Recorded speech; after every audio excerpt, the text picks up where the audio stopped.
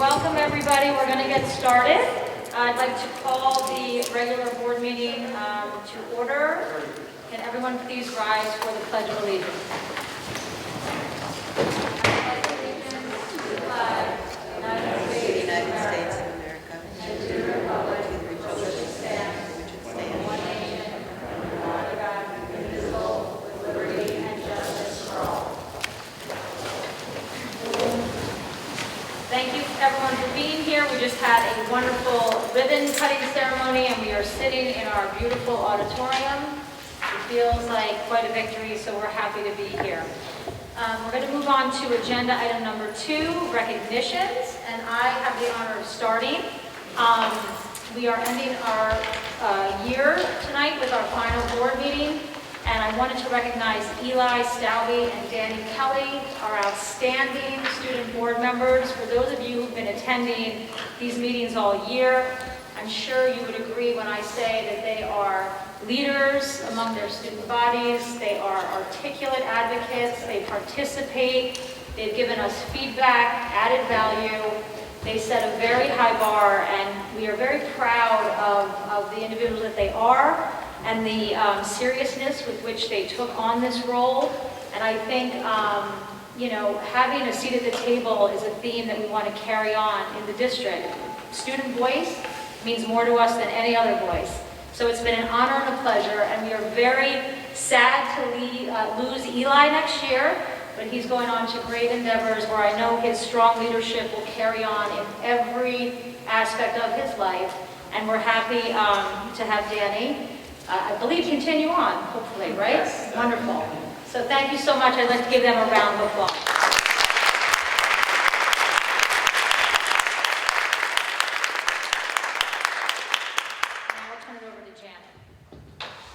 I would too echo Kate's sentiments about Eli and Danny and the importance of a student voice. We look forward to working with you, Danny, and Eli, please come back and help us along the way with any of your ideas.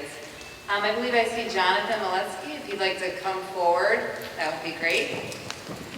So we're lucky to have Jonathan here with us tonight. As many of you know, the Eagle Scout is the highest achievement in the Boy Scouts. And it takes a lot of hard work, dedication, and service to receive this honor. So we'd like to commend Jonathan. And Jonathan, if you'd like to talk a little bit about your project for us, that would be great. Cool. So my Eagle project was the flagpole at the Repa Pool. The Repa Pool traditionally has flown the American flag just out of their tradition. And my project allowed them to continue doing that.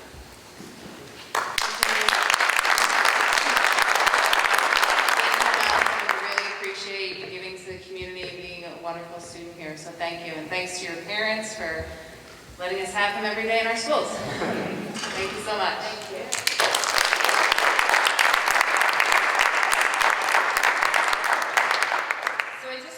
I don't know if some are on Zoom, and I think there's a few here, so if I do name our 2021 retirees, we do have 22 retirees this year that are going to be sorely missed in the district, and they bring a tremendous amount of knowledge and wisdom to our field, and we appreciate everything that we've done, and we've been celebrating them for the past couple weeks. But as a board and a superintendent, we would like to officially recognize each of you. So if you are here, please stand up. If you're on Zoom, raise your hand. There's a couple eyes, right? There's some few. So we have Marcy, kindergarten teacher, Ann Dabrowski, school nurse, Cheryl, special education teacher. Yep, there she is. Janae DeSimone, special education teacher. She's in the Zoom. Thank you. Karen Tracker, science teacher. Okay, Steve Sutton, I think he's in the back, social studies teacher. Janice Solzman, also a science teacher. Holly, special education teacher. Kathy Versace, school nurse. Sue Kaiser, English teacher. Margaret Mary Kay, physical therapist. Jade Marshall, special education teacher. John Hildebrand, custodial worker. Geraldine Orez, teacher aide. Mary Kay Hayner, teacher aide. Stop me if I don't see the people on Zoom. Jane Fowler, bus monitor. Lisa Brown, bus monitor. Donna McCauley, bus driver. Donna Rossetti, teacher aide. Sue Chapman, bus driver. Colleen Rogers, teacher aide. And Sheila typist. So thank you very much for we really appreciate your years of service to our children, and you're all going to be extremely missed in the years to come. So thank you so much.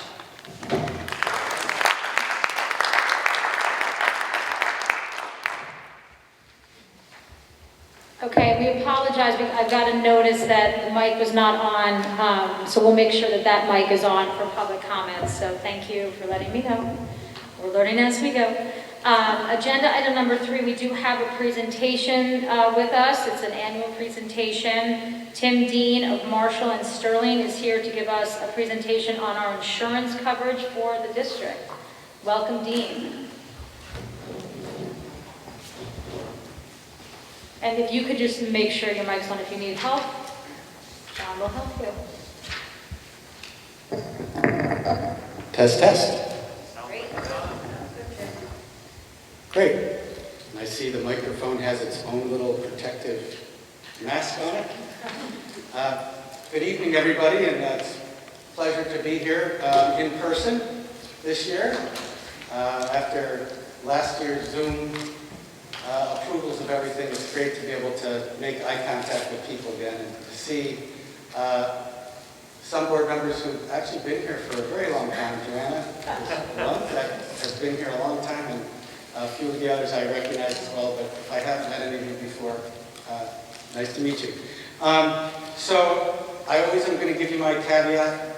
A lot of people find insurance very boring, so I will try and summarize things quickly, and then if people have other questions, I'd be happy to go into more detail either now or at a future workshop or any other time that people would like to get more detailed information. If you're a new board member and you have questions, please do not hesitate to let me know. So the first thing that I wanted to review really quickly is it's really a one-page, it's called historical premiums. And they're all in your packet. if you have... All these things are in the board's packet, yep.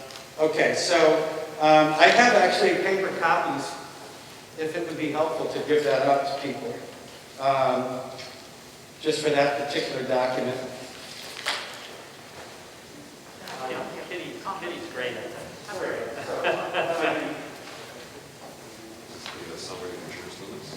This is the really quick, short and sweet summary, and it talks about, the very top line is the premium for this, the coming year for both your property and liability package. You're going to type that for me? Thank you.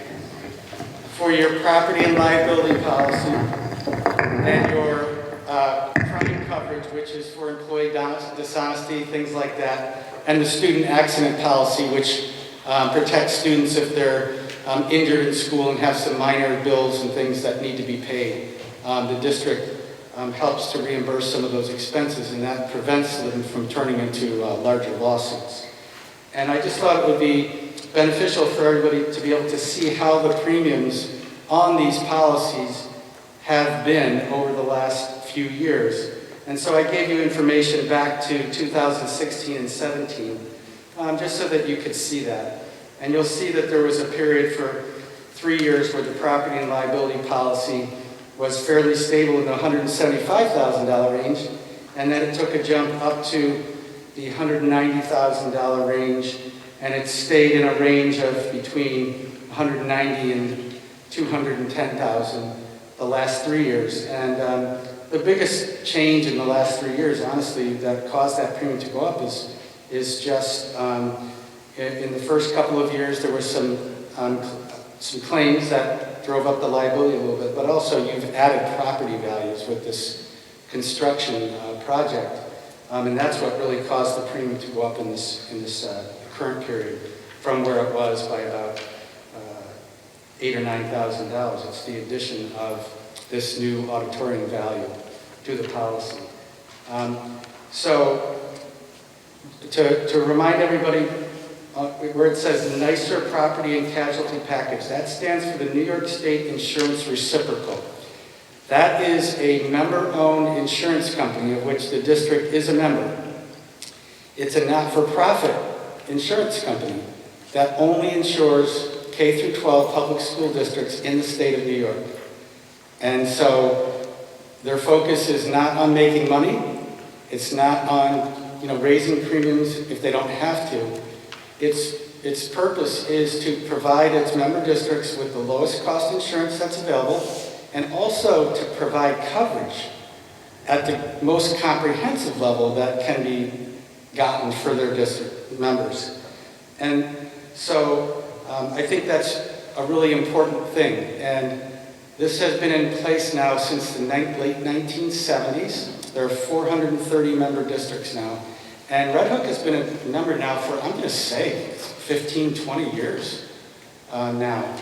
The insurance reciprocal is not required to be rated by AM Best, but they submit their financials to AM Best, and they are A-rated and have been for a number of years. So from a financial security standpoint, I think it's been a very successful thing.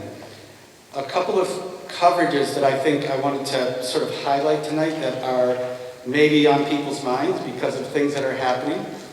One of them is COVID, of course.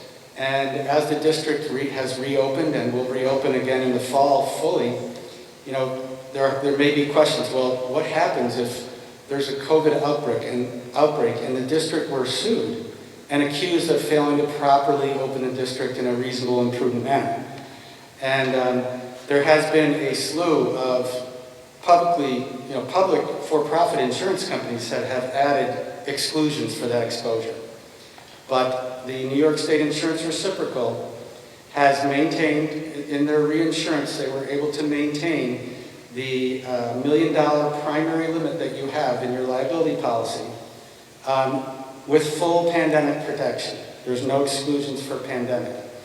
The excess liability policy, they did have to put an exclusion in that, but only for pandemic virus situations. If there was something that was specific to the district only, some type of Legionnaire's problem, if you've ever heard of that, where a building gets a sick building syndrome, or if there was a virus outbreak just specific to the district, but it wasn't defined as a national pandemic, still full coverage for that with the policies. So again, that's something that I think is important. Another question that may come to mind is there have been extensions of reporting times for accusations of sexual misconduct against schools, churches, scouting. You've read all of these things, unfortunately. And again, what some companies have done is added exclusions to their policies for those claims should they come forward. And again, nicer, it's member-owned, it's for schools, and the board of directors is superintendents and financial folks from school districts.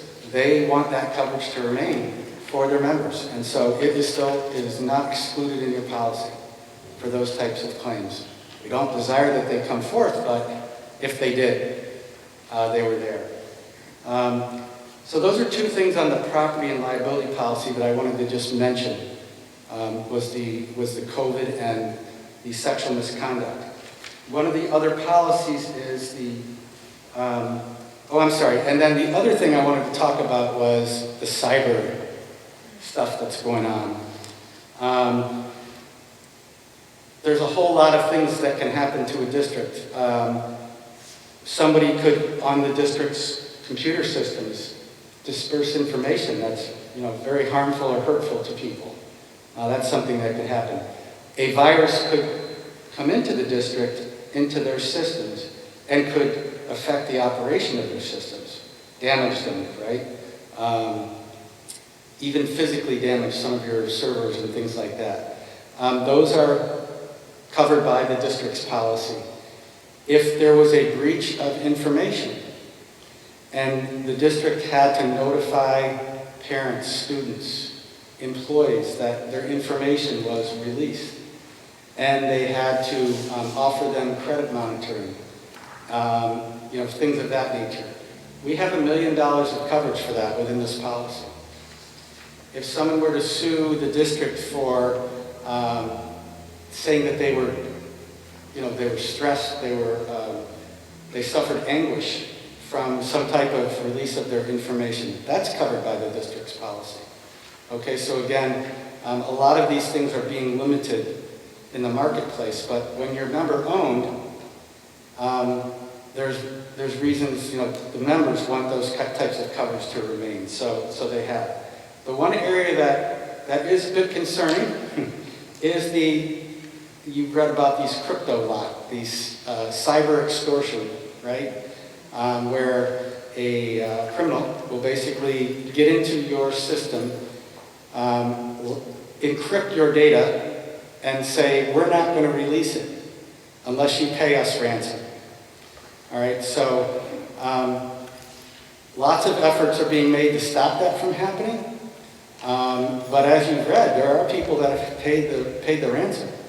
And so with this policy that we do have $25,000 available for ransom. But that is the limit that would be available for that. Okay? Bruce and I have had some discussions about this, and we're actually in the middle of doing some further research. Your contracts for services are through BOCES. All right? And your data and your storage and your systems are managed by BOCES to a great extent. So some of the risk of this is actually transferred to BOCES. And so what we're trying to do is review that contract and look at what risk has been transferred, and also then ask, what coverage does BOCES have for this, right? If your data was locked up in their system as a result of a problem, what cyber ransom coverage do they have? But the other part about it is having backups of your data separate from the primary data, because that way if it's locked up, you just erase what you had, tell them you can keep it, and then bring your data back up in. So, that's a big thing about the extortion. But again, the other part of the extortion is they threaten to release your information. If they have that, they say, well, we're going to release the data or release the records. And so we do have coverage, full coverage for that if you were sued by somebody because you hurt their reputation, you caused them anxiety, mental anguish as a result of their data being released.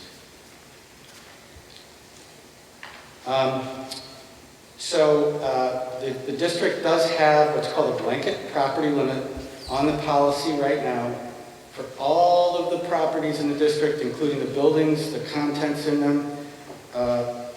$123 million is the total value of the property insured. And the insurance company, as part of their services, they do an appraisal every couple of years to make sure that that's keeping up with the cost of construction. You're all reading right now, we have a temporary, hopefully, surge in the cost of building materials that has really driven up construction costs. So you're lucky you got this auditorium in when you did, because for the next probably 12 months, materials are going to be really, really expensive for construction projects. But having this blanket limit of $123 million, it's available for any one loss. The chance of every building, every property in the district being damaged at once is pretty low. So you have that full limit available for any one loss. So even if there was a greater expense than anticipated, let's just say, God forbid, this entire high school was hit by a tornado, you have the full $123 million available for that one loss. So I think you're in good shape with it. The liability limit that we have for slip and falls, for auto accidents, the primary limit you have is $1 million per occurrence. And this also includes claims for school board liability. If the board was sued and accused of making a poor decision or not making the right one. $1 million in primary, and we have an additional $20 million in excess liability available for the claim. All right? There is an option that's been available now for a couple of years from NYSERD to add another $5 million to a total of $25 million. If the district is interested, it's another $750 per million, whatever increment you want if you chose to add. So that's it will be about between $3,500 and $4,000 to go the next $5 million. Again, who's to say what's the right number, right? 20 million, 25 million, 15 million. But I just wanted you to know that is available. The employee dishonesty coverage, the crime coverage. Member-owned reciprocals, this is a strange thing, but they're not allowed to provide crime coverage, employee dishonesty, wire transfer fraud, bank embezzlement, things like that. They're not allowed to by law, so we have to get that from a separate company. But again, the reciprocal has negotiated a group purchase agreement, and it's with Travelers. And you'll see in the column on that premium summary page, that premium has remained very stable for the entire time period. And we have, for that coverage, it's $1 million, again, for any one incident. So an embezzlement by an employee of either money or property, up to $1 million. An example, you may recall a few years ago, there was I believe it was a gym phys ed supervisor or teacher in Hyde Park, over a number of years absconded with equipment and just kept taking the equipment and selling it. Her and her husband were selling it out of their garage. But it amounted to not $1 million, but I believe it amounted to close to $500,000 worth of stuff over time. So that's an example of something that would be covered by this. It's not a loss caused by nature or by another party. It's caused by your own employee. And then the other thing I wanted to mention on here, this is where we have coverage for what's called now social engineering, another claim that you may have heard about, where if the district needed to wire funds to somebody, and usually you have a routing number and you have a bank account number that you're going to send the money to. And what happens is through, again, criminal action, a criminal gets into the middle of that transaction and is monitoring it online and sends false instructions and says at the last minute, hey, I know you were about to send that money to this bank and this address, but we've had a problem on our end. So I need you to reroute it somewhere else. And the person on the other end says, oh, okay, it looks like it came from the bank and it looks like it's right. And they put the new number and send it. Well, it turns out that was somebody that had hacked into the other party.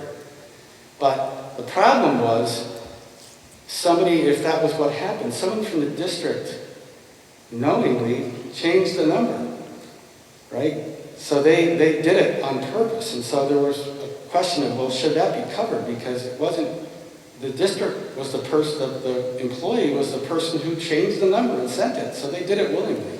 It's called social engineering. But we do have a coverage for that, again, on the crime policy, if that were to occur. It's $1 million of coverage. So, and I know we go through this quite a bit. The district has many different ways of being very careful about any types of wire transfers with random number generators and confirmation processes. So that's pretty well controlled. But if it were to happen, that's where that coverage would be under the crime policy. The final policy, again, I wanted to just give a few pieces of information about is the student accident policy. If someone, unfortunately, there are a number of people that either still do not have health insurance, or they have very high deductibles on their own personal health insurance because of the cost of premiums. And unfortunately, if somebody, their child, gets injured on the playground, walking down the hall, fooling around with another kid, slips and falls and cuts themselves. It used to be that, I'll use an example myself. If I broke my arm on the playground at home when I was a kid, and I went home, my dad would probably knock me upside the head and say, "You goofball, what were you doing, fooling around?" And I would have had a cast, and I would have had all my friends sign it, and that would have been the end of it, right? But unfortunately, these days, when something like that happens, people feel that wherever it happened, it's that landlord or that owner's fault. And they expect to be reimbursed for whatever their out-of-pocket expenses are, whether it's a deductible, or if they don't have health insurance, the actual cost of their medical bills. And so, rather than have something like that become a liability claim, and lawyers involved, and it gets very expensive, the district has a policy that will basically say, if a person gets injured like that, and they have a deductible, they don't have health insurance, this policy will cover those basic, usual and customary types of expenses. And for the price of that coverage, it stops a lot of these expensive liability claims from happening. So it's a trade-off to provide coverage, but if it saves us money on the liability, it's worth it. And that also includes injuries in athletics, like the football players, things like that. So that's the third coverage, the student accident coverage, which you see on that page that I gave. So I'm going to stop there and see if there's any questions that anybody might have about what I've covered so far, or anything else that comes to mind about the exciting topic of insurance at the annual. You made it exciting. I enjoyed your examples. I thought that was very helpful. Good. Question? Yes. A couple questions. Sure. First, Bruce, I assume you've been through all this. Yes, Tim, I rely on Tim, but yes, we converse regularly. That always gives me some comfort. On the insurance limits, how do these compare with other districts our size and the limits that we've had in place historically? So that's a great question. So in the past, NYSER, which is the insurance reciprocal, which insures, I'm just trying to think, I'm not aware of any school in Dutchess County that's not with them, but there may be One or two still with Utica. Okay. The reciprocal only offered a maximum of 20 million, and generally that's what the limit was that people bought, was the maximum. I would say the district has had the $20 million excess liability now for probably 10 to 15 years. You can go outside of the reciprocal to buy higher limits of insurance if you chose, but they're very expensive compared to what's available within the reciprocal. So at any rate, I can never tell you the right number. Right. And believe it or not, in a lawsuit, the limits of insurance are available to the plaintiff attorney. So some people say whatever limit you have is what they're going to ask for, right? So there's that argument. But on the other hand, if there is a catastrophic situation, you want to make sure that you have enough protection. So now that the reciprocal has another $5 million. But beyond the reciprocal, Yes. there's a whole laundry list of different types of coverage for different events, whether it's Sure. equipment, Oh, okay. fire, just all sorts of things. Yes. Employee benefits, liability, patient half. Okay, I got you. Okay, fair. So, yes. Without going through each one, in general, Yes. how are these determined, and are they consistent with Yep. what we've done historically, and are they consistent with what other districts our size do? Perfect. All right, so these sublimits that you see there, for the most part, are part of the reciprocal package. They're the same for everybody. Okay. They have all of these extra coverages based on the needs of the membership and what they could get. So the only ones that are specific to the district, per se, are the property value, the equipment schedule, the electronic data processing equipment, the fine arts and the musical instruments, those are based on inventories of actual district equipment. So that's where those come from. But all the other ones are part of the nicer package. Where the road. Yeah. And Tim, just help me so that I don't misspeak, but most of those coverages are under the $20 million umbrella, right? So, No. The property policy or the property coverages are not, the umbrella is only over liability. Right, so in the liability area, most of those coverages, those are the limits of the policy, but then the umbrella is over Correct. all of those items. There may be an exception or two, and for example, you mentioned that the pandemic coverage was excluded in the umbrella. Right, and then the other one to mention with that point is the pollution. The pollution liability, the excess, we have $1 million of pollution liability, and that is the maximum. That's not part of the excess umbrella. But that is for non-underground storage tank situations. If there was a spill, we have a separate pollution policy that renews at a later date specifically for your tanks over at the bus garage. That if they had a breach, the cleanup of those is a separate policy with its own limits.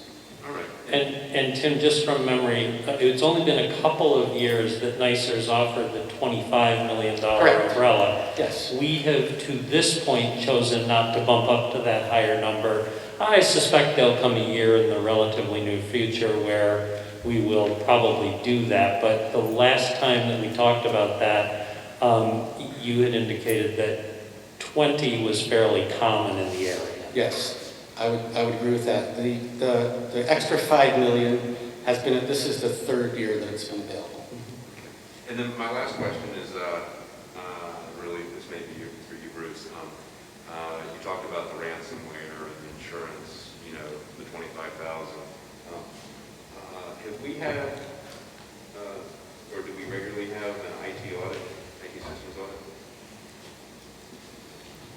That may be a better question for Donna and John, but we do, our auditors will do that when they're here. It's not their primary focus. I know we talked about it, yeah. They also get services through BOCES where they take a look at that.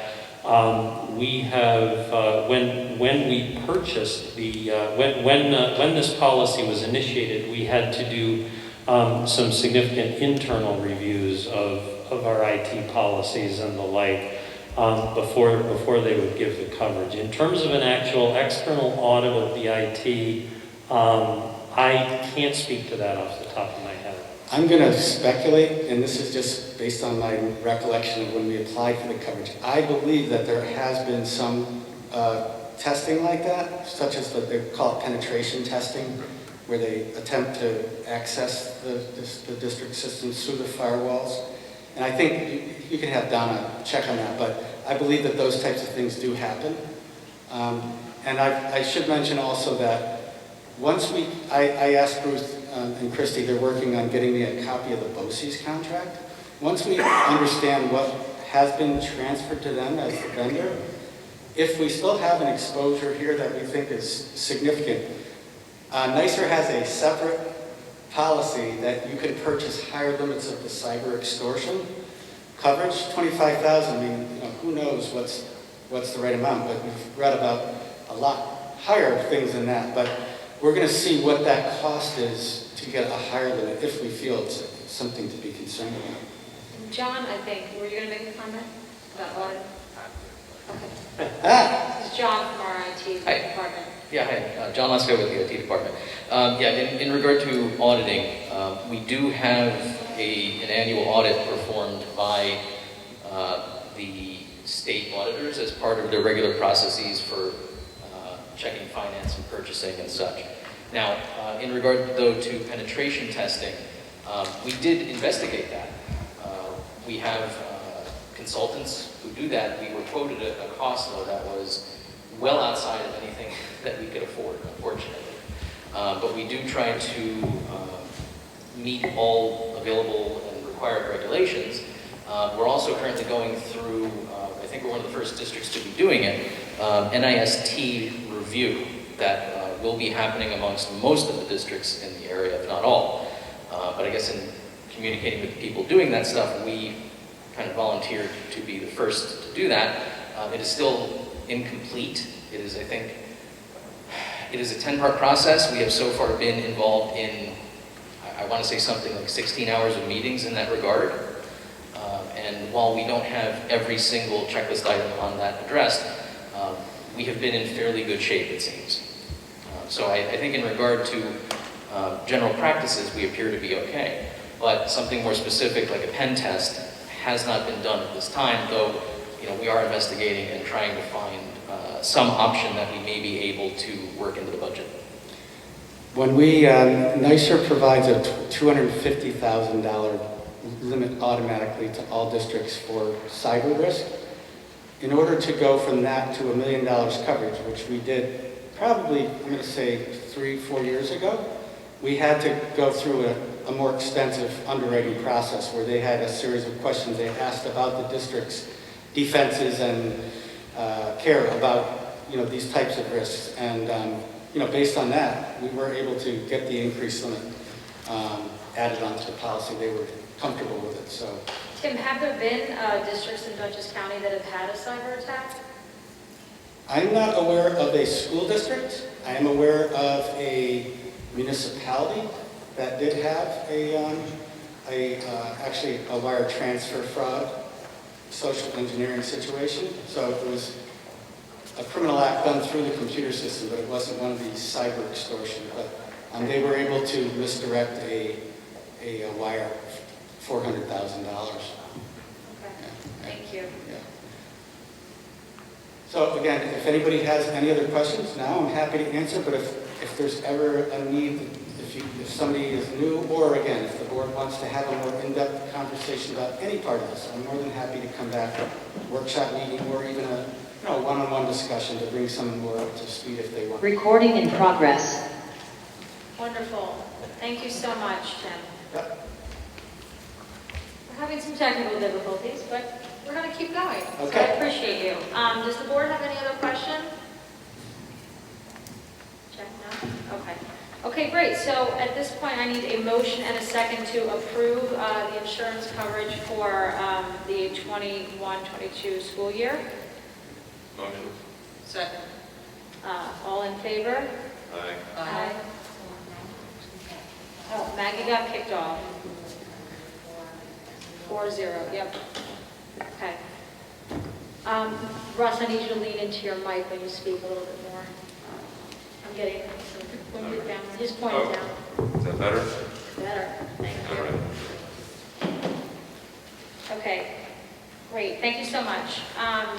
Is the Zoom back up or? Okay, sorry, just 1 minute. Okay. We're going to be moving on to agenda item number 4, which is our first recognition of visitors. We have any individuals in person and then on Zoom who would like to make a public comment. I would ask that you raise your hand and introduce yourself, come to the mic. We welcome comments up to about 3 minutes, and we look forward to hearing from you. Do we have anyone here in person while we work through our technical challenge? Hi. Want to come to the microphone? Sure, but I told people on Zoom. We're gonna. I think they're back up. Recording in progress.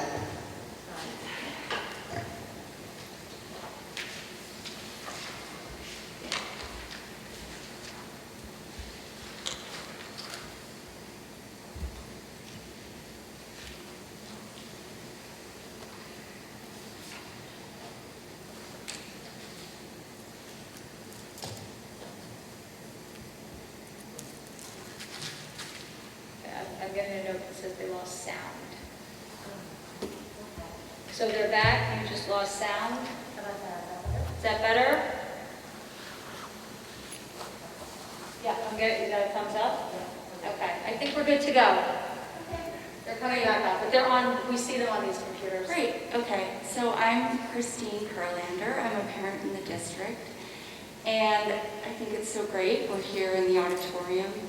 I just wanted to mention Nicole Gill, who we lost in early March, as you all know, and just how much she worked on the auditorium along with the foundation. And I just wanted to say her name out loud and thank her for all her work. Christine, that's amazing. Thank you so much for reminding us of that.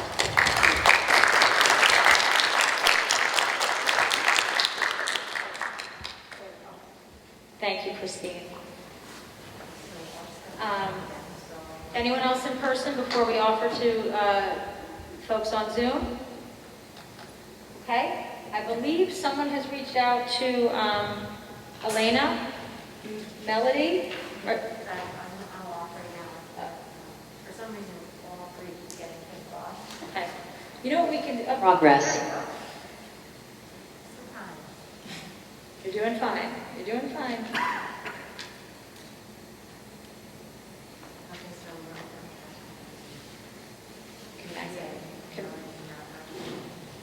Maggie, are you there?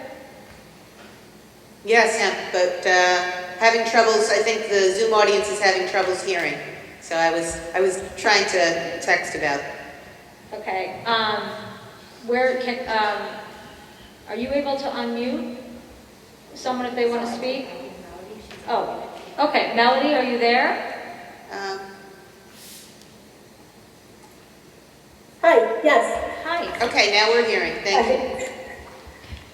I'm sorry, I didn't hear you introduce me. I'm so sorry. Well, hopefully you know what? I just said you your can hear me. first name. If you could introduce yourself, that would be great. Oh, okay. Hi, I am Melody Narvaez, and I 2 kids finishing up first grade. It's okay.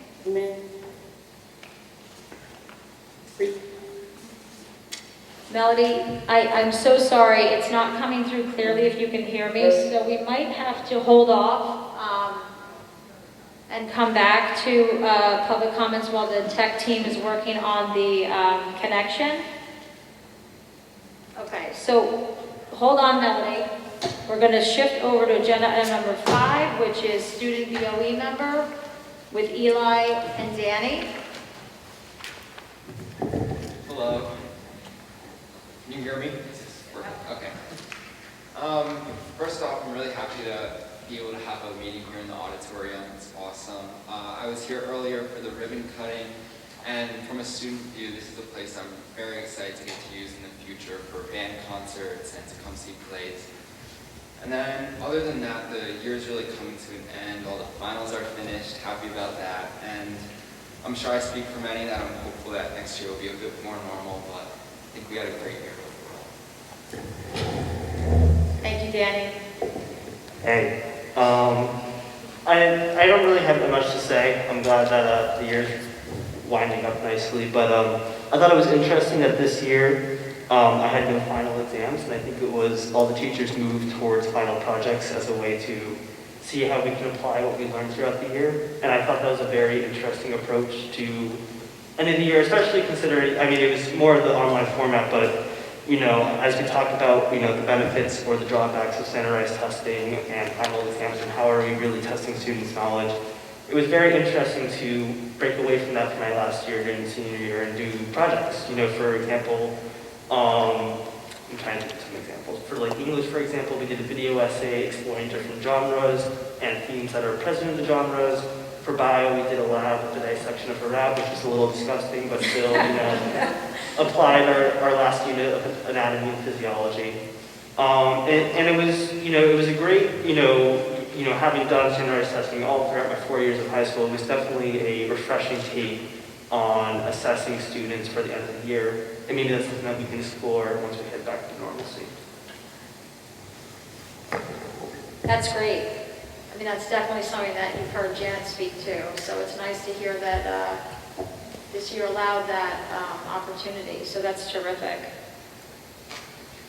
Anything else? So what do we have left, Eli? What's the big event Saturday? Speech. Big event is graduation, wrapping up my speech writing, Excellent. which is a discussion at home right now. Okay. But yeah, looking forward to it. I'm glad that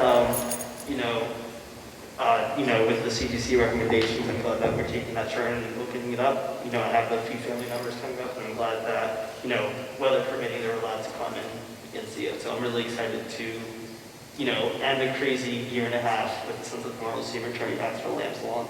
Yeah, I look forward to seeing a lot of genuine smiles Yes. on Saturday. And just for a point of clarification, there will be chairs available, correct? But people, if they exceed the number of tickets, should bring like a... Recording in progress. Okay, now I'm seeing the auditorium back, and they can all hear. Hi, Maggie. Everybody bring a chair. No, is that true? Yes. Is it? Really? That's good to know. Yeah. We have some Wait. chairs. Okay, now we are seeing the auditorium.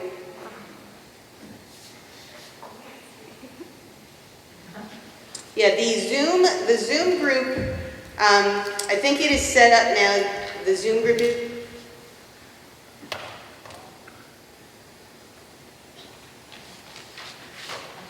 No, it is what it is. We need to put a cell tower right here, and we need Tetra Tech to come back. Those are, just for the record, the white boxes are some kind of cellular connection? Wi-Fi? Okay, wait, so I do think this is important, really quick. Are there assigned seats or no? There's, for the graduation, there's chairs, but people should bring their own. Recording in progress. Okay, when we're outside, bring a chair. Okay. You don't have to bring a chair. Okay. All right, and now the seems to be gone in person, but thank you all for coming, and just be patient. They're working on it. We do hear, we're able to hear you, Maggie. And Maggie, do you hear me? fine. If I can unmute them. Okay, it's Tuesday. No. It's separate meetings. I can ask you to unmute. I can stop your video, I can pin you, I can do lots of things. But I cannot unmute you. It's like a natural intermission. We're hearing you a little bit now, Kate. Okay, hi Mag. Okay, I think we're back. All right, let's, we're gonna keep going. We can go back to visitor recognition if Melody's able to unmute. Up, one more second. I just clicked on the Ask Melody to unmute, but did that do it? No, it didn't. I muted her, Maggie, because you unmuted her, so. Not do that together. Okay, hold on. Can you hear me? Yes, hi Melody. All right. Hi.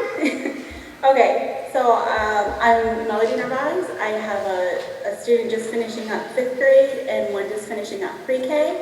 And I'd like to thank the board and administration for having and continuing to support the pre-K program at Mill Road. Like others in our community, our preschooler would not have been able to attend school until kindergarten if it hadn't been for this program.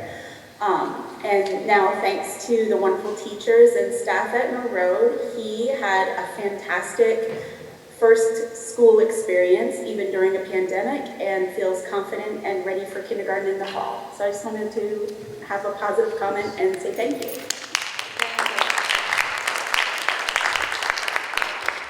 Dr. Summers, we're opening up a second section of pre-K next year. That is a lottery. If we have over the numbers, but we're excited to have a second one based on funding that we're getting from, is it the state or the federal on that one? Pre-K. Sorry, Bruce. Well, it comes to us as part of our state aid package. Okay. Yeah. So we're really excited because, like Melody just said, it really is one of the biggest ways to give a jump start to students, and the actual research behind that later in life for students is tremendous. So thank you for acknowledging that. Is there a deadline for enrolling into that? There is. It's a deadline to get into the lottery. It's on our website. I will check. Yeah, and I believe it's this Friday. I believe it's June 25th, so it's rapidly approaching that application deadline. And how many how many kids per class? So we're thinking 15 in each class. If it was a little bit more, if we had to do that, that would be okay. But ideally, with 3 and 4-year-olds, 15 is good. Yeah, I can imagine. That's great. So that's the goal. So we're very excited to have 2 classes. Thank you, Melody. Is there anyone else on the Zoom, Maggie? No, there's not. I don't. Who want to do comments? Yes. I'm trying to read the chat. Maybe they could raise their hands Elaine is saying before that she doesn't see anybody. Before we do, before, I think all of the candidates are on Zoom. Most people have their screens off, but is there anyone on the Zoom that can just raise your hand and let us know if you have a comment right now? Okay, I'm not seeing anybody, Kate. Okay, thank you.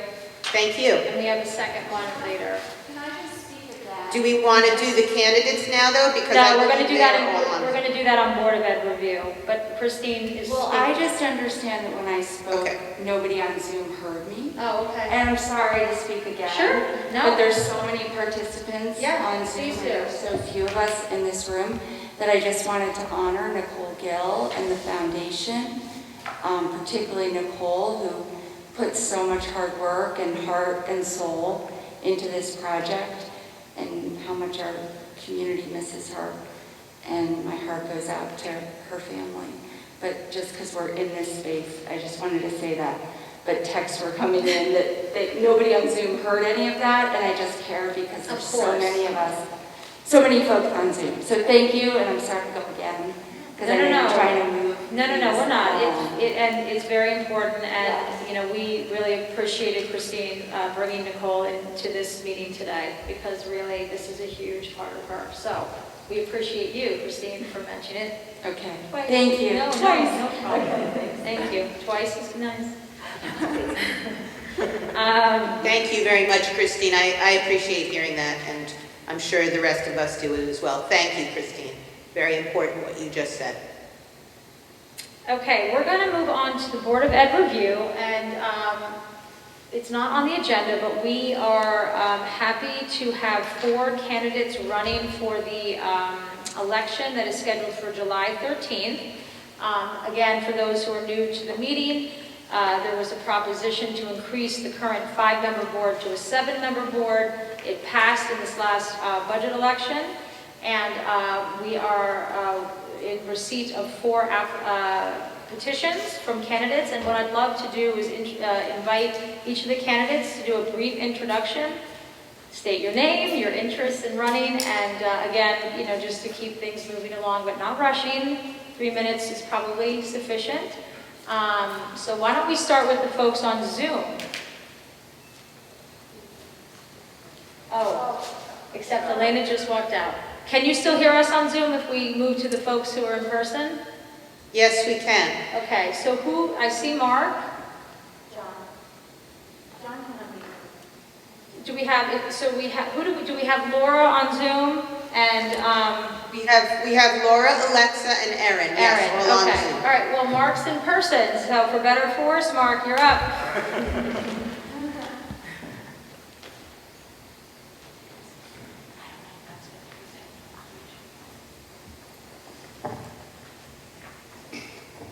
I don't know if I can follow the buzz and the excitement of the insurance business. Good evening, Superintendent Warden, Board President Corpus, the rest of the esteemed members of the board, folks here in public, and hopefully still in Zoom land. My name is Mark Maroney. I'm 49 years old. I've been in this district for 43 years. I grew up in Germantown. I went to school in the Germantown School District. I am the husband to an incredible woman named Rebecca, who is an elementary school teacher, a kindergarten teacher in a neighboring district. I am the proud father of 2 boys. My son Liam is 15 years old. He attends the high school here. His son Owen is 12 years old. He attends the middle school. I received a Master's of Education from Springfield College in 1995 in Athletic Administration. I received a Bachelor of Arts in 1994 from Mount St. Mary College in Newburgh, New York, where I majored in Public Relations and I minored in Journalism. I work for the Department of Justice currently, where I've been for the last 20 years. My focus for running for the school board is for the 1,684 students who attend our schools. I want to make their experience here as perfect as we possibly can. In addition to that, my responsibility is to the 9,804 registered voters in the district. I want to be a good steward of the monies that they entrust to us as a member of the board. I want to make sure that the hardworking taxpayers in our town feel confident that the money that they give us is spent judiciously and responsibly. I take these responsibilities seriously, and it is my way of giving back to a community that I love dearly, and that's why I'm running for the Board of Education.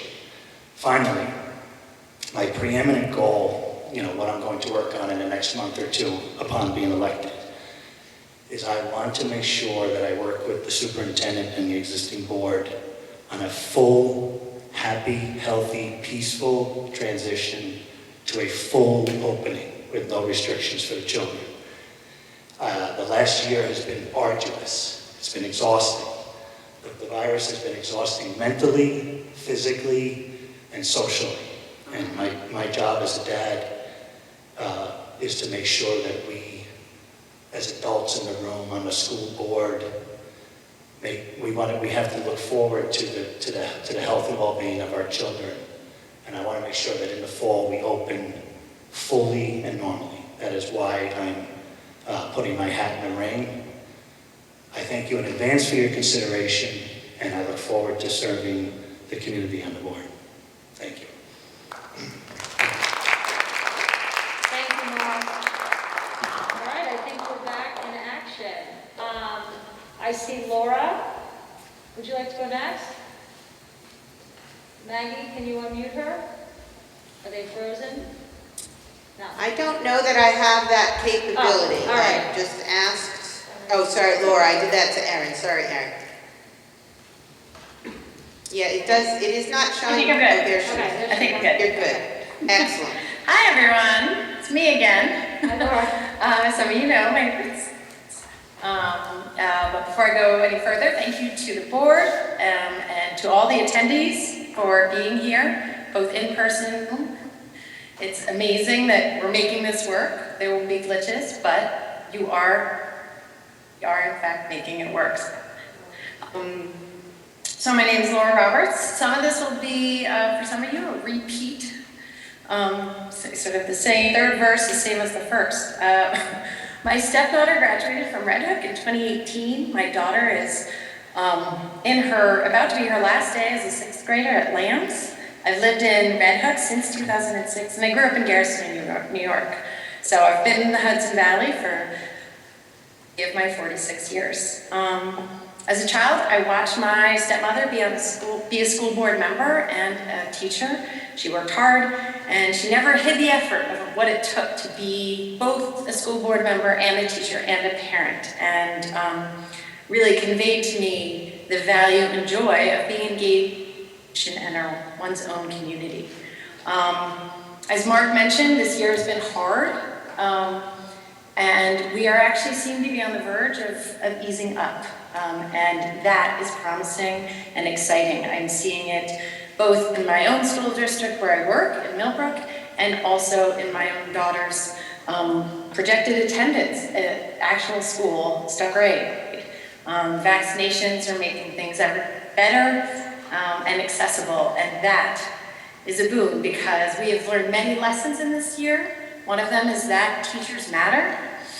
That students learn from each other as much as they learn from their teachers, and that we as a community remain deeply affected by what happens in and at our schools. And so it's with a great amount of joy that we we'll be returning to a normal of some sort come the fall. I've seen that across the board, both as a parent. So that is very exciting. Why do I want to be on the board? I have been a busy parent for many years and am now reaching that point where I can be more than a picture. I can also be in my community. I put my toe in about 6 or 7 years ago as a soccer coach. Some of you may have heard me or heard me literally. I had a friend say, I heard you on the soccer field this week because I'm a big cheerleader. I am loud. And that is what I'm going to bring to this school board. I'm a cheerleader. I love what Red Hook has done for our kids, my kids, and I believe it can continue to do it and better. And I want to be there for our school, for our students, and I want to continue to cheer and make it better. I believe in communication and engagement as the best way to make that happen. I loved Russ's questions tonight about the insurance, because things to learn, and I appreciate that that's what the Board of Ed, it helps the public know what's going on with their schools. I loved hearing about Eli and Danny, and you know, I know him not only as a Board of Ed student member, but also as a referee.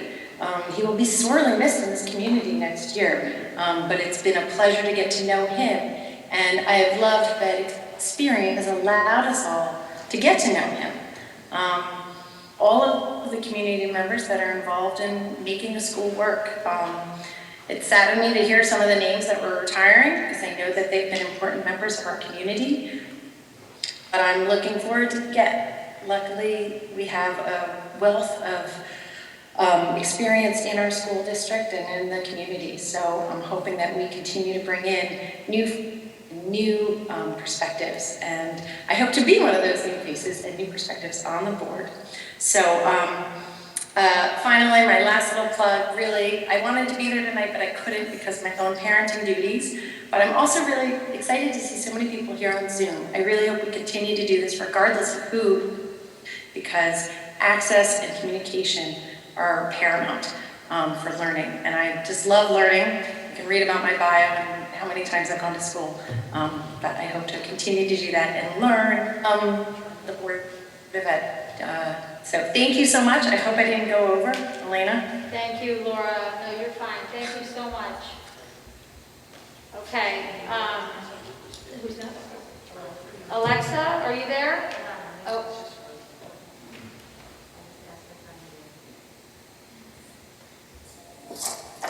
Hi, everybody. Hi. It's so good to see everybody and to be here. And I want to also thank the board for Zoom option. Clearly, there's still a lot of interest and engagement that can be had that way.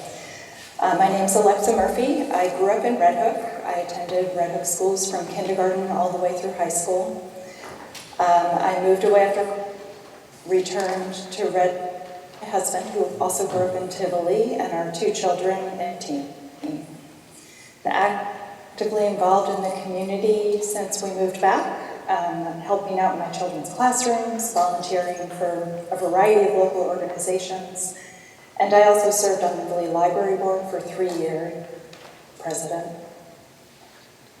So I brought experience in education. Can everybody hear me? Yep, keep going. Okay. Okay. I have broad experience in education. I worked in instructional design and educational publishing for 15 years before shifting gears and getting my library degree in 2016. The Outreach and Education Librarian at where I work closely with students and collaborate across campus to develop programs to support student success and engage with the community. I think we're at a really exciting, if challenging time in our district right now. We have leadership working to define a new mission and vision for the 21st century, all while managing all the many challenges that have been brought on by the pandemic. And as a regular Board of Ed meeting attendee this year, I've seen how challenging and complex that work is. As an educator and a parent, I hope that I can bring some perspectives to the board. and help move that work forward. And that's why I'm interested in joining the board. I have good communications. I have experience working with a variety of stakeholders to engage them. I understand how to build consensus and work as a team toward a common mission. And I'm really excited about that work that the board is doing. One of my goals would be to strengthen the relationship between the community and the board and the district leadership. I think we're really fortunate that we have such an active, engaged community of parents in our district, with a very dedicated education and district leadership and teachers and educators and staff. So I think nurturing a collaborative relationship between all those groups will only strengthen our district and our community. For example, I think that as we emerge from the pandemic and look toward reopening, I hope that the board and the district leadership will really seek out and listen to experiences that teachers, students, families have had over the last 18 months. Can take those learned and incorporate them into future planning. I also believe that for our school system to really be excellent, we need to prioritize diversity, equity, and inclusion. I've been deep work in my own life as well. All students should feel welcome, safe, and valued in our classrooms. And as a board member, equity work the district has undertaken, and hope that we'll continue to actively work toward a truly inclusive school community, regardless of who ends up on the Board of Education. So thanks so much for your time. Thank you, Alexa. Okay, we have Erin, and I'm getting feedback, Mark, not to put you on the spot, that no one on Zoom heard you. Do you want to take two after Erin? I'm wondering if I should go home and go on Zoom. No, we'll just, I think, let's go, Hey, no one on Zoom, no one on Zoom Are you talking about Mark? Yeah, no, I know, I've gotten many texts that nobody heard Mark. So let's hear from Erin, and then we'll give Mark another go to refine it, Mark, this time. All right, there you go. Okay. Last but not least, thank you for having me tonight. I just want to say congratulations to the retirees, some who were my former teachers, which is really neat, and so congratulations to them. I'm Erin Masasi, and I'm one of the candidates for the school board position. I was really looking forward to coming in person also, but and last week of school, last minute, it was really difficult to get there. So here I am on Zoom, somewhere that I've been for the past 15 months as a teacher. I have been teaching my students in person as well as on Zoom at the same time. So I totally get the Zoom glitches. I hear it all the time. So I get it. It's really difficult, and well, kudos for trying to manage both of these at the same time. It's really difficult. So I too am a lifelong resident, actually a third, almost fourth generation. My parents have resided here forever. My grandparents, my great-grandparents, many who you know, they're all active in our community. I graduated from 99, so I'm not going to say. I did, after graduation, I completed my bachelor's from SUNY Cortland in psychology and psychology of the exceptional child, focusing on students with learning disabilities. I then moved to Mount St. Mary's to get my master's, a dual in childhood education. I, for 13 years in the Rondout Valley Central School District. I started in elementary school, and now I am at our intermediate school, primarily working with students in 4th grade, providing them with individualized reading instruction for some of our most struggling readers. It's super rewarding, and I couldn't ask for a better career, better students, and I love every part of it. So in Red Hook, I have 2 children, pretty milestone years actually. I have one child who just is moving up from 5th grade, moving on to 6th grade. at the middle school. And my youngest just graduated preschool and will be coming to Mill Road for kindergarten. My son has had great experiences in Mill Road. It really takes, myself. The staff has just been amazing. The administration, the way that they've made the whole past year fun, to the best of their ability has been really, really great. I know the success that our school district has always been, talked about. For the great staff, the great students, great arts and education, sports programs. The reputation, I want it to remain, and that's why I'm taking on this very public endeavor. I'm not looking to change anything. I'm just really thinking about preserving what's working, what makes our schools so great for our students. And having worked in the school, I know what a good board looks like. I've participated in board meetings. We have some really great board members where I work, and good board members, they make really good decisions. And that's what creates successful schools. And that's something that I really want to be a part of.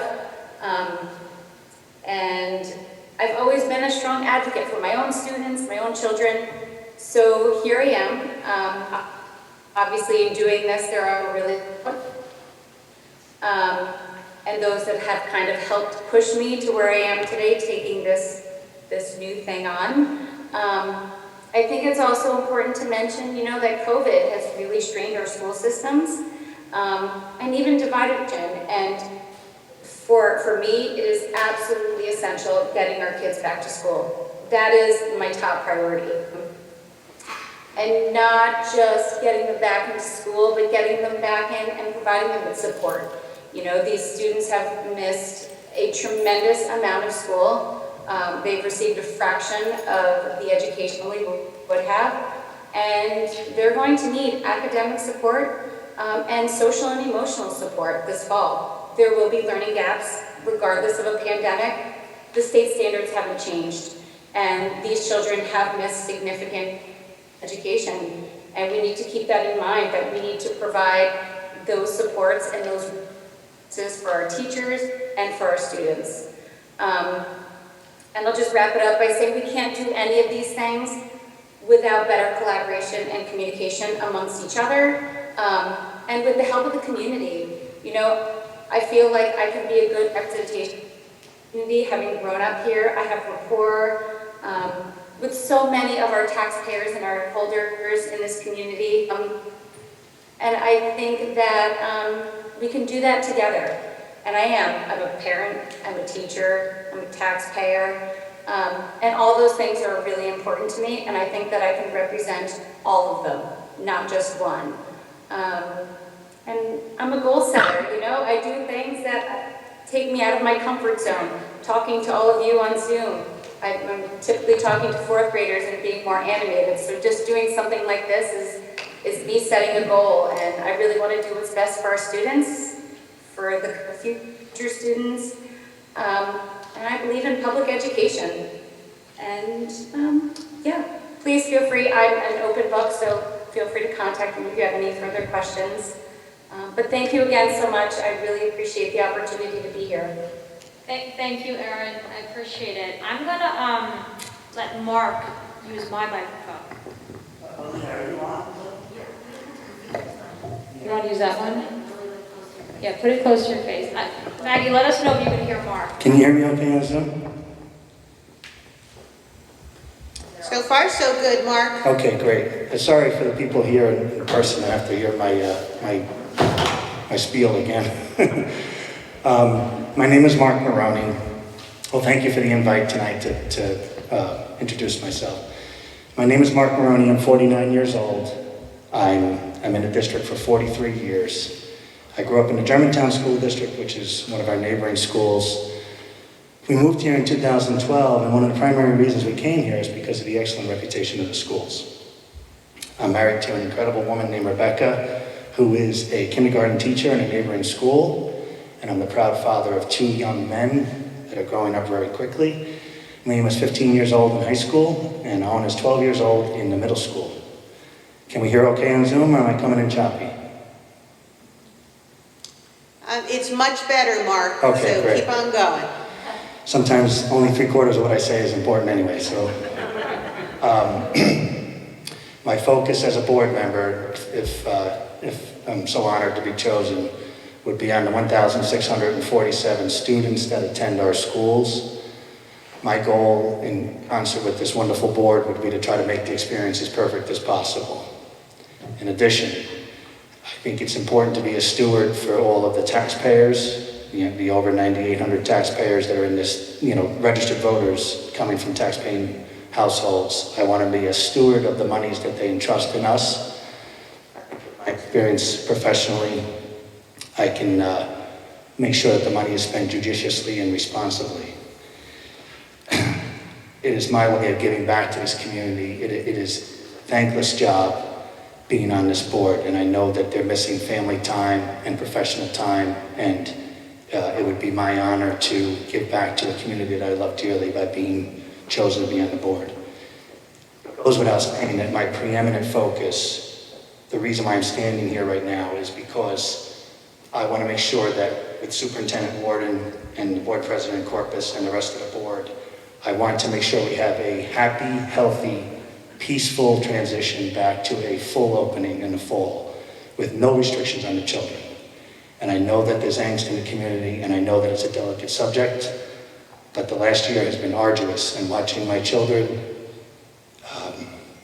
it's been tough mentally, it's been tough physically, it's been tough socially for adults. I can't imagine how the psyches of these young children are handling this. I want to make sure that we go back full-time, 100%, and with no restrictions. And I know the unspoken part of that is no masks, as I suffer with my own mask right now. But I think I provide great balance. I look forward to serving the community. I thank you in advance for your vote, and I look forward to being on the board someday. Thank you. Thank you, Mark. Thank you to all the candidates. And good luck. And if anyone ever needs anything, they are welcome to reach out to any one of us. Okay, moving right along. So let's do a brief Board of Ed review, committee update. Policy met earlier this week. We have a few policies that we are presenting tonight as a first read. Anything else you want to say, Joe? No. Okay, no is good.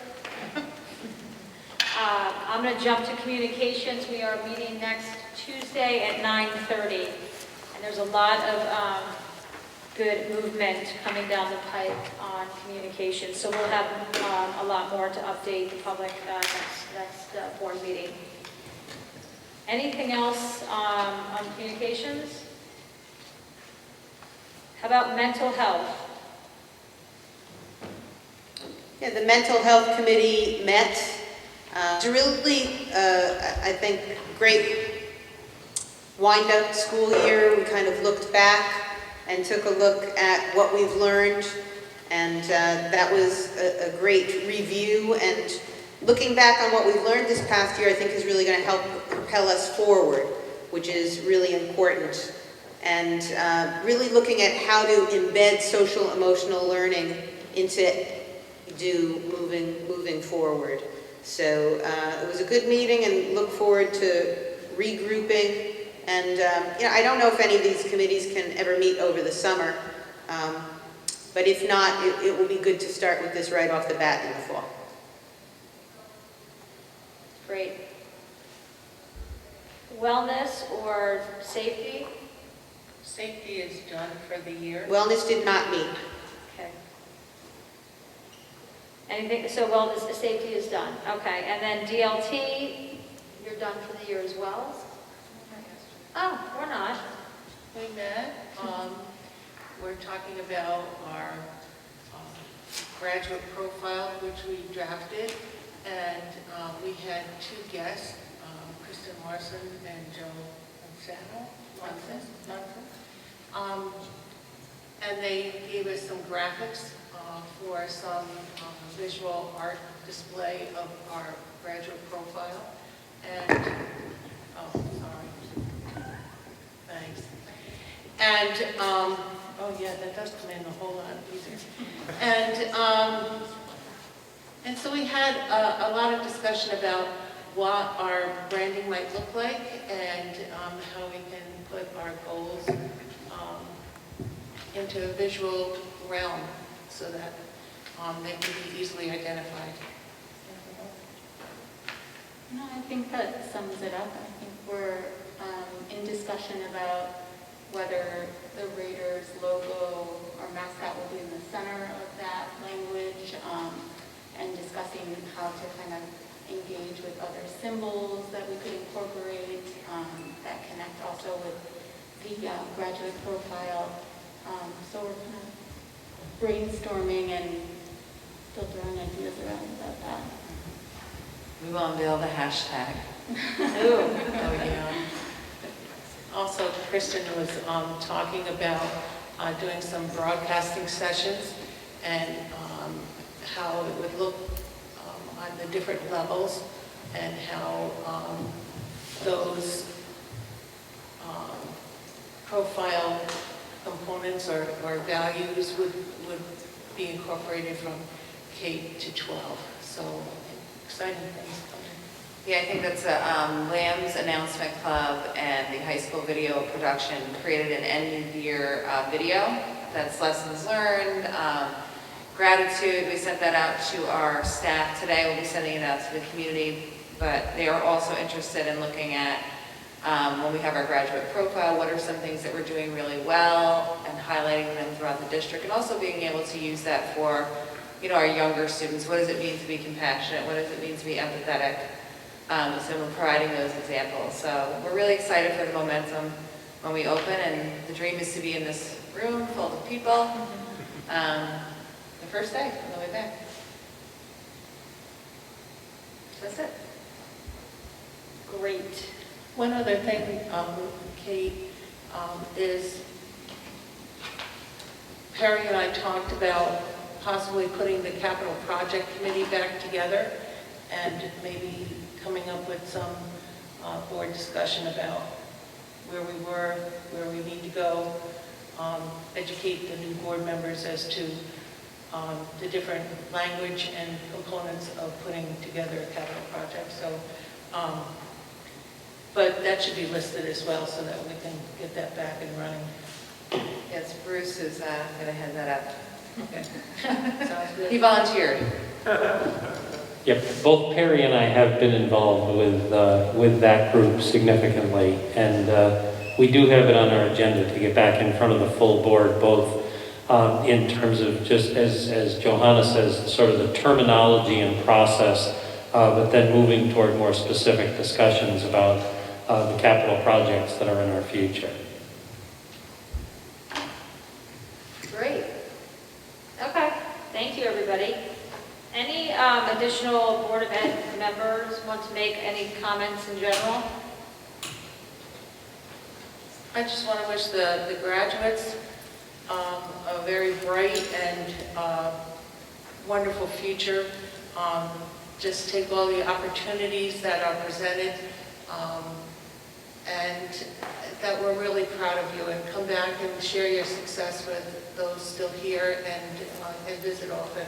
And I will definitely miss Eli and what he's brought the last 3 years to this board, and he is going to be hard to replace.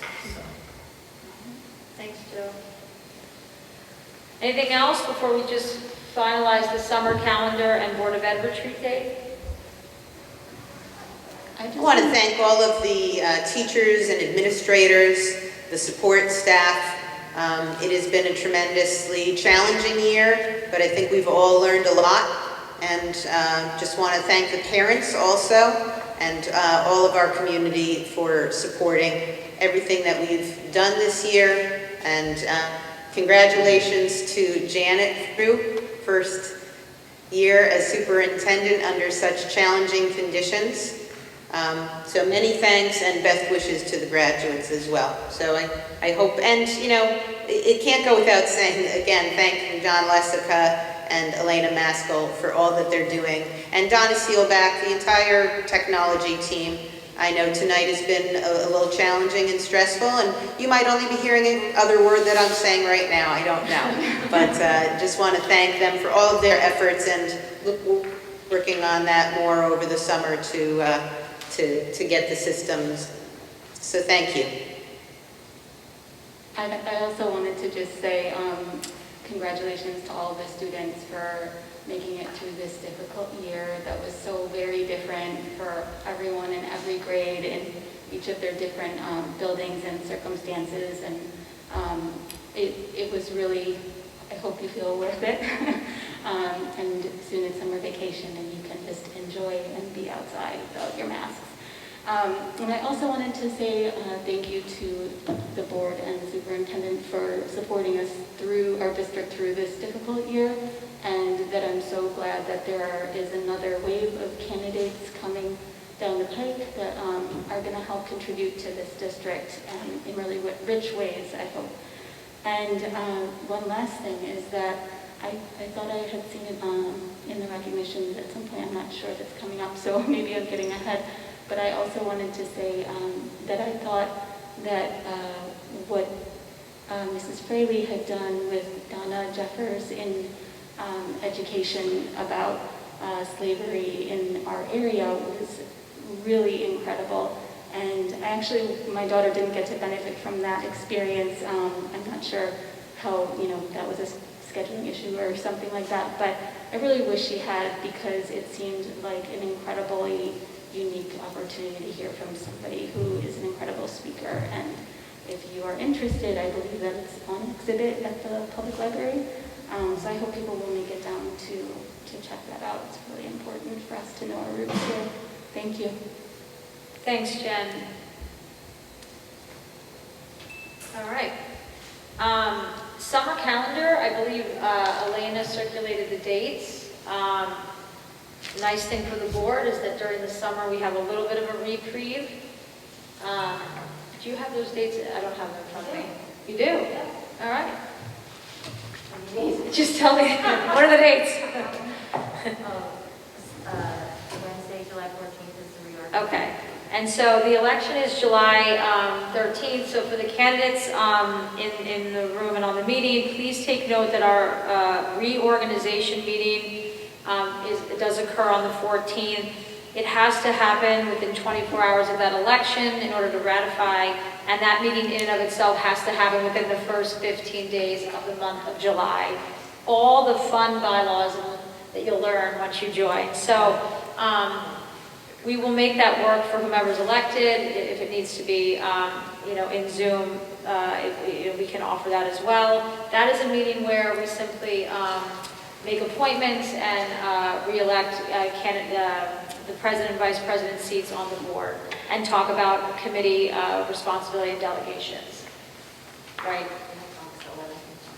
And then August 11th and August 25th, and we are going to have the meetings start for the general public at 6 o'clock, which is something we do in the summer, a little bit earlier. The agendas tend to be a little bit less intricate. It's more about approving appointments and so forth. So we just want to make that statement. It'll be published in our communications with the newspapers, the website, that those 3 meetings will be held at 6 o'clock, not the traditional 7. And then when we go back in September, we will restart with our standard 7 p.m. time. Does anybody have any questions or comments from the board? Hi, Russ. I think we need a U shape. Yeah. Let's just add that, Elena. I'm just kidding. Okay, anything else from the board before we move on to Janet's report? We need a retreat day. Oh, we do need a retreat day, but I think we were going to determine that at the reorg meeting, right? When we have everyone together. I think it's too challenging to come up with a retreat day. We need the new board, know who the new board members are so they can weigh in on it. Yep, so we'll do that. That'll be on our agenda for the 14th. Sound good? Okay, thanks. Janet, take it away. Okay, first I'd like to say happy birthday to one of our trustees, Russ. He's very excited to be celebrating his birthday with us tonight, so happy birthday. Should we sing? No, you should not. Okay, we'll have you sing. But I'm happy to be spending it with all of you. Okay, well, thank you. It's good to see you. So just an end of the year summary, like many of us has said, this has been a tremendously difficult year of ups and downs, but I would like to thank the students, first and foremost, for their perseverance through this and their patience. And moving forward, like many have said, we are planning for a full reopening. Our schedules are all being set for that. Our facilities are being created for that, our transportation. All of those are in place, as you also heard today. I think it was today, maybe around 12 when he usually speaks.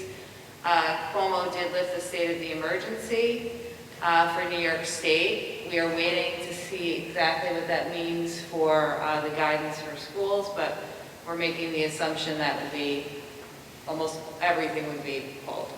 Bruce and I were on today with the health department. Bruce, did you want to add anything to that? Yes, so we were on today with the health department. They are looking at this as an opportunity for them to more or less extract themselves from day-to-day advice for school districts. Just in the short run, we think that we will finish the year, which is really just tonight, tomorrow, and graduation, using the same protocols that we had in place. It's a little bit confusing at the moment to wade through exactly what the governor's statement means, but we think it will mean changes for the summer schools, and we think it will mean changes for the fall. So in the short run, we're going to stay the course for the next couple of days, but then we'll be looking much more closely at the guidance that starts to develop and making plans for what summer school restrictions or lack of restrictions would look like, as well as for the fall. Right, and it seemed that one of the things that would be in place is contact tracing. That would continue regardless. But at the end of the year, I want to thank Mr. Boyd and the 5th grade teachers. They had a wonderful moving up ceremony that was absolutely beautiful. It was one of the most beautiful days of the year, so thank you to that. We had our kindergarten celebration. We have Lambs tomorrow. And Saturday, we have our high school graduation. So again, we're excited to welcome the community to those events as well. Ending my first year as a first-year superintendent during this time, I want to thank the administration and my team for a lot of meetings, a lot of calls, a lot of decisions throughout the year. We're really looking forward to building a mission and vision for next year, and moving forward with a lot of goals that we have in alignment. So we've met this week, and we're really excited to get the school year going with so many ideas that we can't wait to implement as the year goes on. I did want to recognize Dr. Zahedi tonight, but I'm going to put that off. But just for everyone's knowledge, she is going to be retiring in November, and she served our school district since 1998. So at the next meeting, I will recognize her fully, but I just wanted to make note that she has that. Her retirement is going to be the board up for approval tonight, so we want to thank Dr. Zahedi for her service to the school district. And this will be her last Lambs graduation this year. So thank you to her. And we will be posting for a new middle school principal.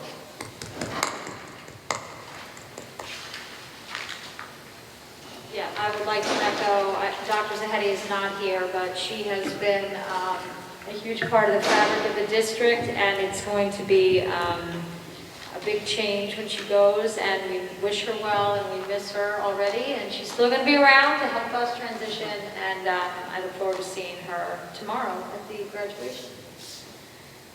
Okay, any other questions or comments for Janet? Okay. Anything, agenda item number 8, we have administrative reports. Thank you to all the principals for providing an update. Any questions for any of the administrators? I'm not sure. I see Jack's here. It's not your week, Jack. Sorry. You look at him shaking his head violently, like you can't even ask me a question. Well, we thank Tom Casada for his report, and I just want to make mention that we do have Katie Polero here tonight, and she's recognized for Section 9 championship in golf. So, nice.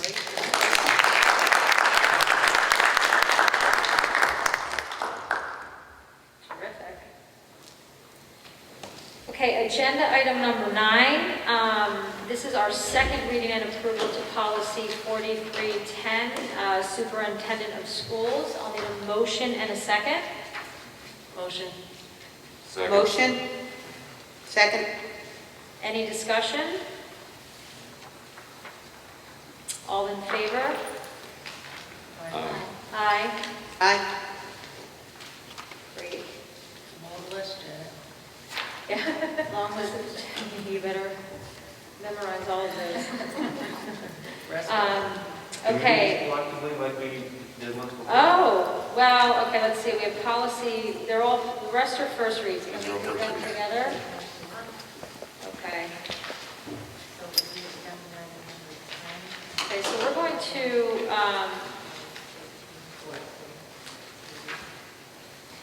group a first read of several policies. Do I need to name all of the policies or just say? Okay, agenda items number 10 through 16, again, 15, excuse me. These are pretty straightforward topics like smoking, tobacco in school, drug and alcohol, workplace. Most of these we've pretty much adopted from Erie One BOCES, correct? Okay, so I'll need a motion and a second to accept the first read of agenda item number 10 through 15. Motion? Second. Any further discussion? Just for clarification, I would say the title of the different policies. Okay, sure. So policy 5640, smoking, tobacco, and cannabis marijuana use. Policy 6151, drug-free workplace. Policy 6150, alcohol, drugs, and other substances. Policy 7320, alcohol, tobacco, drugs, and other substances. Policy 7360, weapons in school and the Gun-Free Schools Act. And policy 5661, wellness. I would like to point out the detail to the wellness. I think Larry Anthony had a lot of involvement in this one. And it's been through the committee, I think, for a few times. Partly last year, too. I mean, it's very comprehensive. I'm sure you all had a chance to read it, so I thought that was great. I had one question about the wellness. Sure. If that's okay. Yeah. I was just wondering if that includes like self-care, puberty education? Is that encompassed in the wellness policy? I think this one is more nutrition-based Nutrition at this and time. I'm not sure physical exercise. if we have a separate one. No, that would probably be the health curriculum. Okay. So say it again, self-care wellness? Okay. Self-care and puberty education. Just Okay. wondering where that's kind of housed. Okay, I'm not sure. I guess we would have to look and see if there is a policy specific to that. I know, we'll look it up. Yeah, because this does say physical education. Right. And to me, that includes the body and Right. knowing and learning about your body.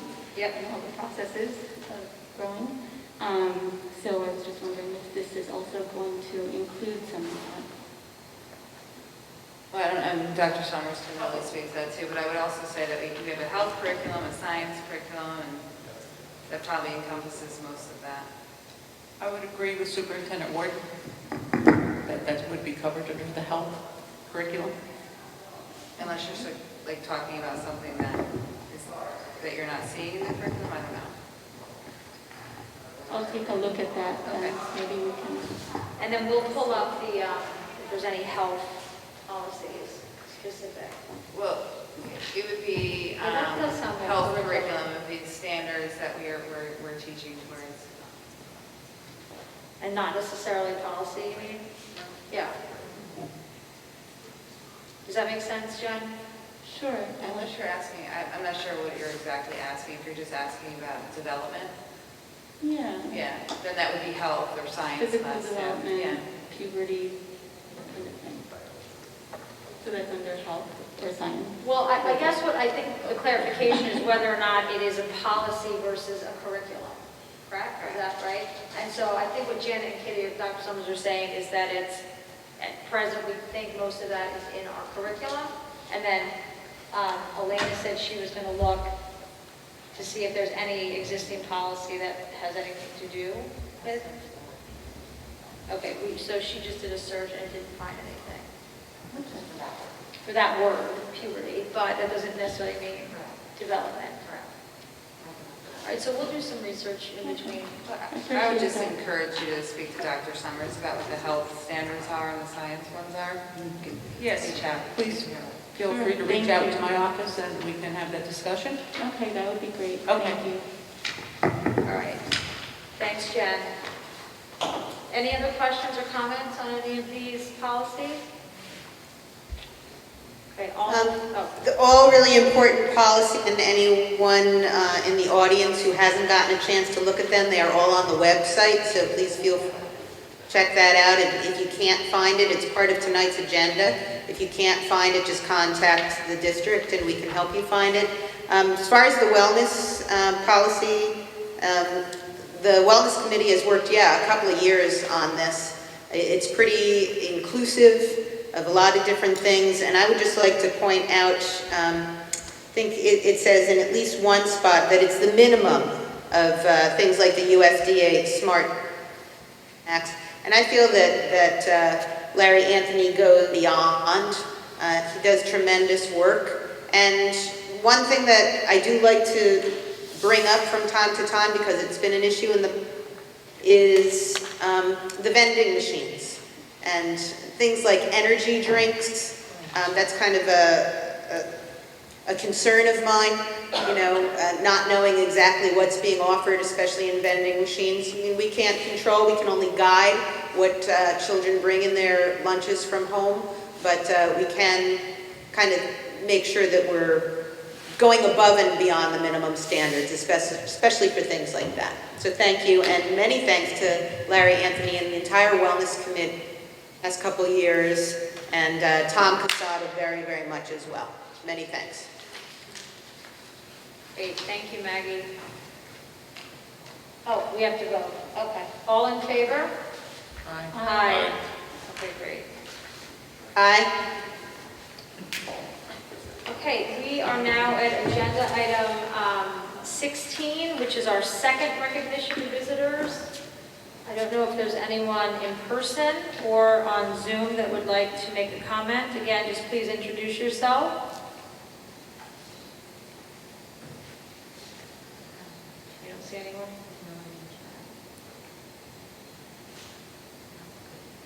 Okay, thanks everyone. Agenda item number 17, we have a consent agenda. I'll need a motion and a second. Motion. Second.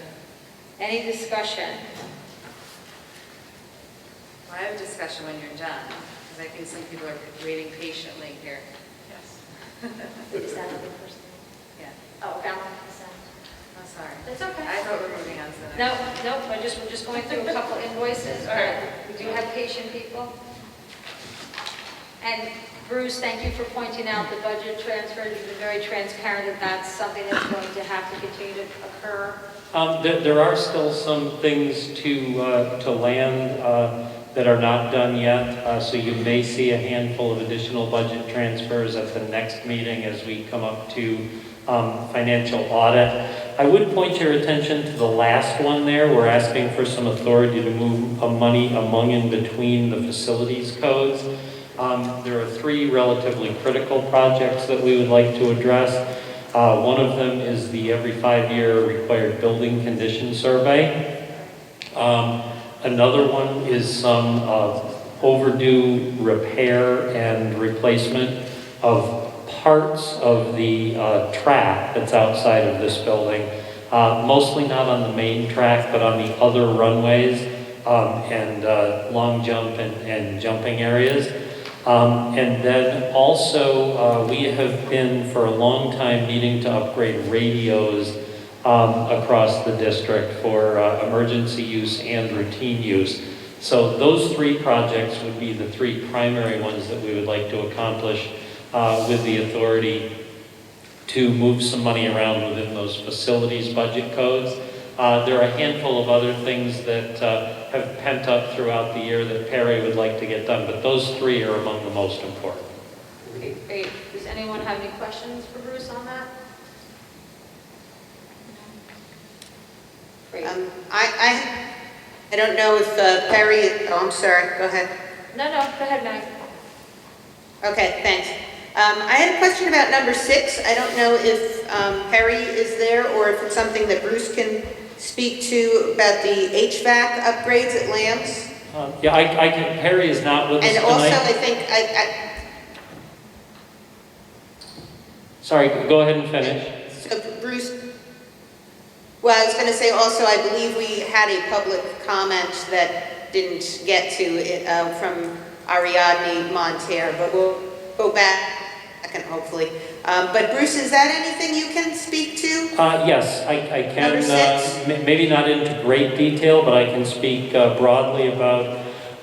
Number 6 is also number 7. They're really affiliated. This year's capital outlay project was the digital control project at the middle school. So this is a room-by-room project to upgrade the software in each room that talks back to the system that controls the HVAC, heating, and air conditioning in each of those rooms. So this project was the annual $100,000 capital outlay project. We had hired through state contract Day Automation to do that work. And Tetra Tech had done the design and submission of the plans and specifications to SED. So numbers 6 and 7 go together, and they're related to that digital control work in the middle school. Okay, that clarifies it. Thank you so much, Bruce, because Perry had spoken about that in the past, but I don't know that that was identified in this particular packet that that's what it was for, because he spoke about it before. So maybe if there's some way to get that backup information that we've spoken about this before, that's what this expenditure is for. That would help. Thanks so much. You're welcome. Yeah, we were probably using code in there, so each of these is flagged to the capital fund code that it comes out of, but that means more to us than it does to the board members and the public. So we'll try to attach a name to these things as we go forward. I'd appreciate that, or a decoder ring. Right. Anything else? Just to quickly point out on number 2. Thank you, Bruce. On number 2, just it's 4 p.m. That it should be 6 p.m. for the reorg meeting. All right, all in favor? Right, all 3 of those. Thanks, Kate. Okay, all in favor of approving the consent agenda? Aye. Aye. Aye. All right, thank you. Okay, Janet, we do have some patient people. I'll approve first. Okay, agenda item number 18, personnel. I need a motion and a second. Motion. Second. And again, go ahead. Second, okay. Any discussion? Sorry, Kate, we had missed one of the public comments. All right, I was going to get back to that, Maggie. Can we just get through personnel? Okay. Thank you. Sure, absolutely. Any questions on personnel? I need to have number 24 pulled out separately. I'm so sorry. Okay, so I'm going to, you know what? I said yes all week, and then I get there and I forget. I apologize. Okay, let's do this. Can we do a motion and a second to approve items number 1 through 23? Okay, we need to rescind the motion on the floor. I'm going to amend, see, I learn as we go. Thank goodness for you, Elena. We're going to amend the motion on the floor to approve items number 1 through 23. Right? Okay. Do you want to do 25 through As well as. Oh, okay. 36? As well as. So it's just 25 through 36? So we're only pulling out 23 and 24? Or just 24? Just 24. I'm so sorry, everybody. 1 through 23, and then 25 through 36. Actually, Okay, can't do that. I'll do that. We're going to do that. Any discussion? All in favor? I have a question about, sorry, Kate, I had a question about number 29. I don't know if Tom Casada is there, or if someone can explain changing what we had already agreed on before. I mean, I read his letter, but... Yeah, Bruce, you got I can take a stab, and Dr. Summers can jump in if she'd like. So as we went through this year, we had a lot of unusual things happening. I'm going to recap things that many of us know, but maybe not everybody. And so we did the winter sports season in February. We did the fall sports season in March and April. And we did the spring sports season primarily in May and June. And as this came down, we initially had said that we were going to pay the winter coaches 25% of their stipend. That was purely based on sort of an analysis of how many weeks that was going to run compared to the normal number of weeks in a regular season. We did something similar to that with the fall season, and then but we paid them at 75%. And then for the spring season, we appointed all coaches at 100%. So there was some look back going on, some discussion with the association, some discussion with the coaches, some additional thinking put into it on the part of Tom Casada. And he is recommending that for the season, the winter season, where we initially paid 25% of the stipend, that it would be fairer to put that to 50% of the stipend. And then in the fall sports season, he's recommending a move from the 75% that folks were paid up to 100% of the stipend. We talked about that among Janet and Kitty and I. We tended to agree with the recommendation, and so now it's in there as agenda item number 29. And do we have a monetary figure on what that change will be? I do not have that right off the top of my head. I didn't look at it. I didn't analyze it that way. We actually budgeted the year for all coaches to get full stipends because the budget was developed mostly pre-COVID. That number is in the vicinity of $165,000. I don't have it broken out by what the differentials would be season by season. Right, but if you take, Okay. if you take the Well, average... I appreciate the explanation. I don't doubt at all that it's a one-time thing, kind of looking back from the year that we had, correct? Yes, correct. We had prorated the winter coaches and we had prorated the fall coaches. And after further review, the recommendation is to upgrade the winter coaches from 25 to 50% and to upgrade the fall coaches from the 75 to 100%.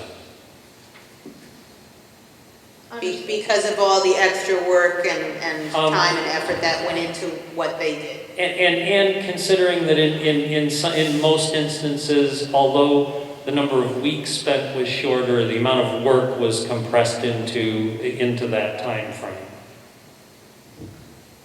I think that makes sense. That's really helpful. Thank you, Bruce. Right, and as we learned, everything was changing on a Helpful. weekly basis, so I feel like what we start with change, constantly. Okay, so sorry to be very particular, but what I need now is a vote on the amendment only. So can I get everyone a motion a second we have on the table to amend this? All in favor? Aye. Aye. Wonderful. Aye. Now I need a motion and a second to approve item number 1 through 23. and 25 through 36. Motion. Second. All in favor? Aye. Aye. I need a motion and a second to approve item number 24. Motion. Second. All in favor? Second. All in favor? Aye. Aye. Any opposed? Aye. Any abstention? I need to abstain due to a personal relationship with the applicant. Thank you. And then,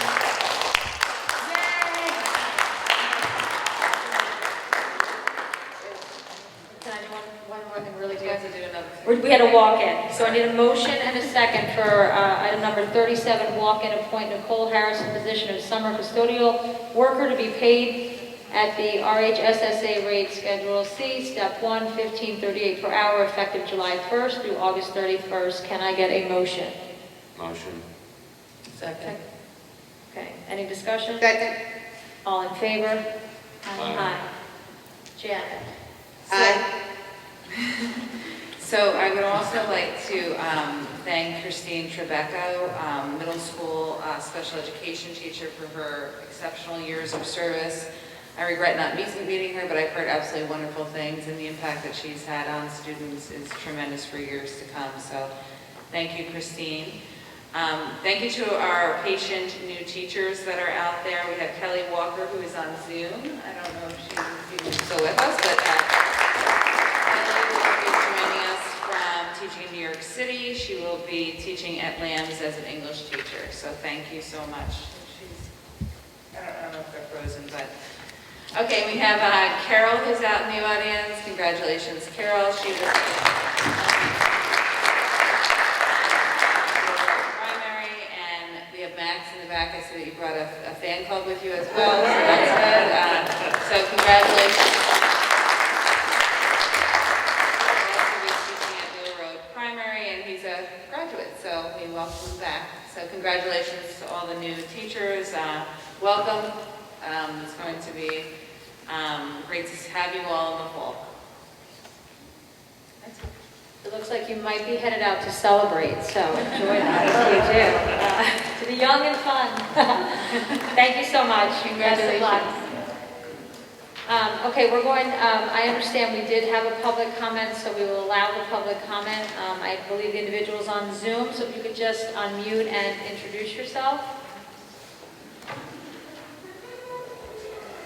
Hi, it's Ariadne Monterre.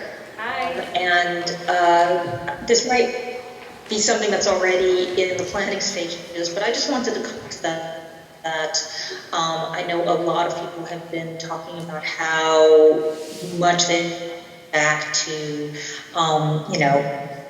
things as next school year, but I just want to point out that for many students, this is still going to be a hard transition back to what used to be the standard goal and being and what I would like to see, and I also want to echo Aaron's comments about that there's going to be significant gaps and areas where students just didn't get the same level of achievement. So what I would like to suggest is that there are plans for parent forums before the school year starts. Not waiting until we get to open houses or anything like that, but before the school year starts, opportunity for, the administration to talk to us about what the school year is going to look like, what kind of systems are going to be in place for those students with challenge, and a chance for us to, ask Q&A. So that's my. Thank you. Did you freeze or did you finish? I apologize. No, Thank you for your comments. I'm sorry if you were not finished. It ended a little abruptly, but we do appreciate your comments. Thank you. Okay. Anyone else? I have no messages and no one has their hand up right now. Okay. Maggie, nothing on your end? Okay. I don't see anything else from our end, and interesting technology tonight. I know it's been challenging. We could hear Ariadne here within the Zoom room, but I would suggest for anyone who made a public comment to email it to Janet and the board, just in case it was a little choppy, just so that you make sure that everyone got to hear all of it in both worlds. Okay, thanks, Maggie. Okay, agenda item. Thank you, Kate. You've been a real trooper tonight, all of you. Thank you. Likewise. Okay, agenda item number 19, I need a motion and a second to adjourn. Motion. Second. All in favor? Aye. Aye. Thank you, everyone, for coming. Aye. Have a good night. Good night.